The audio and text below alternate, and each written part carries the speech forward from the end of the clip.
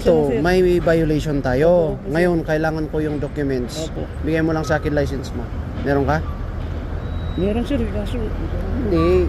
Kung Dito, meron sir, kang wala. lisensya, akin na license mo. wala po sir, wala po akong suspension dala. Bakit? Bago lang kasi ito sir. Oo nga, Eh, kahit wala kang bago man yan, Opo, sir. nagmotor ka na wala kang lisensya. Hindi po sir, dadalhin ko lang po dito sa pinsa ko dito sa burnout niya. Hindi, Opo. kasi hindi mo pwedeng i-drive yan. Wala kang lisensya, wala kang ORCR. Opo. So, i-impound namin tong motor mo. Ay, sir.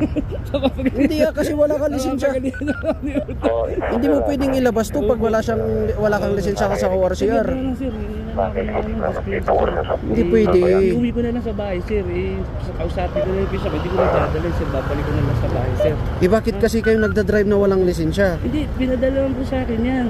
Oo, kung kailangan pinadara, kasi, dahil pag Bago talagang si- may license ka, hindi ka Opo. magdadrive na walang wala po, sir, ORCR. ito nga, pinairam lang ako nakabayad na kanina. Pwede. Pasensya ka na, sir.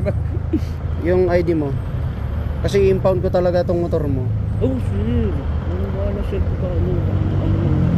Hindi po pwede yung ganyan. Nagdadrive ka nang wala kang lisensya. Kaya ano ko lang naman kaya ito, kay General, sir. Kapit bahay ko lang sila, pero may ayaw naman pa mention sa akin, sir, pangalan niya.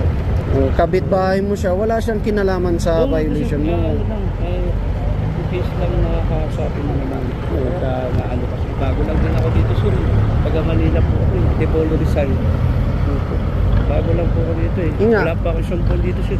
Kahit taga saan ka man, sir, hindi ka pwedeng mag-drive na wala kang dalang license at ORCR. Asan ID mo? Pasensya na, sir.